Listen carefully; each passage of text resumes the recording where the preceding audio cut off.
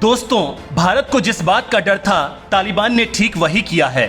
मतलब भारत के दुश्मन नंबर 1 पाकिस्तान को उन लोगों ने अपना दूसरा घर बताया है, क्योंकि उनका मजहब एक है, लिहाजा भविष्य में पाकिस्तान के साथ बेहद खास होने वाले हैं।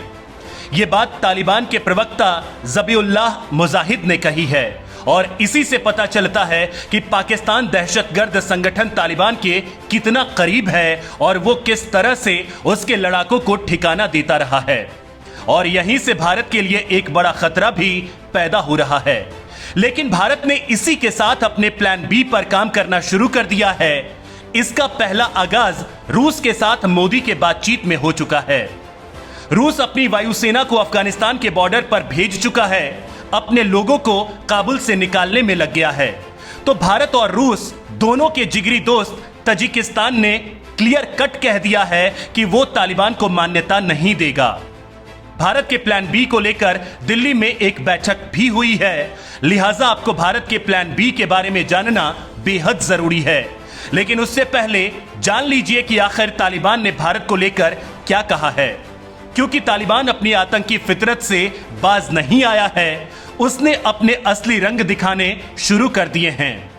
तालिबान के प्रवक्ता ज़बीउल्लाह मुजाहिद ने कहा है कि अफगानिस्तान की सीमा पाकिस्तान से लगती है और जब बात धर्म की आती है तो हम परंपरागत रूप से पाकिस्तान के करीबी हैं। दोनों ही देशों के लोग आपस में मिले जुले हैं, लिहाजा तालिबान के पाकिस्तान से अच्छे संबंध रहने वाले हैं। तो वहीं तालिबान के प्रवक्ता ने भारत के साथ भी अच्छे संबंध रखने की भी उम्मीद जताई है। तालिबान ने कहा कि भारत और पाकिस्तान को आपस में बैठकर अपने बीच के मुद्दों को हल करना चाहिए। तालिबान भारत समेत दुनिया के तमाम देशों से अच्छे संबंध चाहता है। मुजाहिद ने कहा कि अफगानिस्तान पर तालिबान के कब्जा जमाने में पाकिस्तान का कोई रोल नहीं रहा है। हालांकि पाकिस्तान के नेता खुलेआम कह रहे हैं कि अफगानिस्तानी तालिबान को उन्होंने किस कदर मदद की है। यहां तक कि पाकिस्तानी विदेश मंत्रालय तो तालिबान के फेवर में दुनिया के देशों से बातचीत कर रहा है। ठीक से कहें तो अफगानिस्तान में हुकूमत बदल गई है। एशिया के जियोपॉलिटिकल लैंडस्केप पर इसका असर दिखने लगा है। चीन ने अपनी चाल चल दी है, पाकिस्तान पर्दे के पीछे से अपने पासे फेंक रहा है, तो इस बीच तालिबान के साथ भारत की भी बैकडोर बातचीत कर रहा है। लेकिन आधिकारिक रूप से कुछ नहीं कहा गया है, लेकिन सूत्र बता रहे हैं कि भारत ने सभी विकल्प खुले रखने के संकेत दिए हैं। खबर है कि प्रधानमंत्री नरेंद्र मोदी ने भी वरिष्ठ सहयोगियों संग अफगानिस्तान मसले पर बैठक की है। अफगानिस्तान के मसले पर दिल्ली में सर्वदलीय बैठक में विदेश मंत्री एस जयशंकर ने ब्रीफ किया है। देश के तमाम राजनीतिक दलों के फ्लोर नेताओं को अफगानिस्तान में जारी बचाव अभियान पर ताजा जानकारी दी गई है।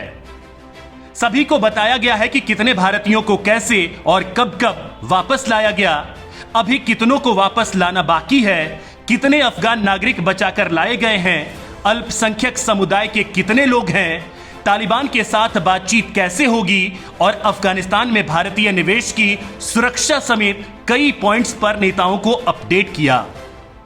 कांग्रेस नेता अधीर रंजन चौधरी ने बैठक से पहले कहा कि देश हित के मामलों में हम सरकार के हर फैसले के साथ हैं। सर्वदलीय बैठक में सभी विपक्षी दलों के प्रतिनिधियों के अलावा विदेश राज्य मंत्री और संसदीय मामलों के राज्य मंत्री वी मुरलीधरन, विदेश राज्य मंत्री मीनाक्षी लेखी, संसदीय कार्य राज्य मंत्री अर्जुन राम मेघवाल भी शामिल हुए। इस बैठक के बीच जो बात निकल कर आई वो ये कि भारत तालिबान सहित तमाम पक्षों से संपर्क साधने से नहीं हिचकेगा अगर इसमें देशहित का समझौता नहीं हो। विदेश मंत्रालय के सूत्रों के अनुसार पिछले 10 दिनों के अंदर घटनाक्रम में जिस तेजी से उतार चढ़ाव हुआ है, उससे भारत ने लचीला रुख अपनाया है। सूत्रों के अनुसार भारत ने अपने रुख में नरमी तब लाई जब विश्व के तमाम ताकतवर देशों ने साफ शब्दों में कहा कि तालिबान को तभी मान्यता दी जाएगी जब वह अंतर्राष्ट्रीय मानकों के अनुसार शासन करेगा। साथ मानवाधिकार की बात हो या महिलाओं के अधिकार, तालिबान अपने पुराने रुख में बदलाव करेगा और सुधार लाएगा।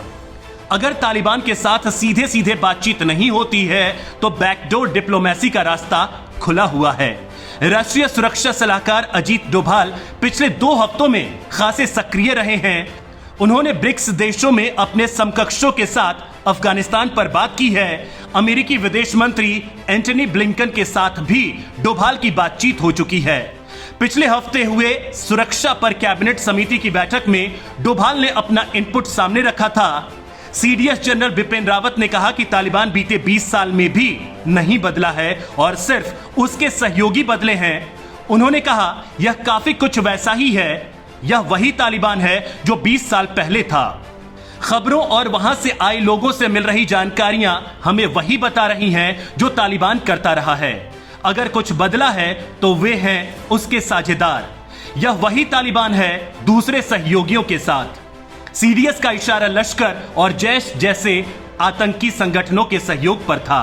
जनरल रावत ने कहा कि अफगानिस्तान से पैदा होने वाली आतंकी गतिविधियों के भारत पर पड़ने वाले असर को लेकर हम चिंतित हैं। ऐसी चुनौतियों से निपटने के लिए इमरजेंसी योजनाएं तैयार की गई हैं। उन्होंने कहा उस लिहाज से हमारी आकस्मिक योजनाएं चल रही हैं और हम उसके लिए तैयार हैं। हाँ, जिस तेजी से वहां सब कुछ घटित हुआ उसने हमें चौंकाया है।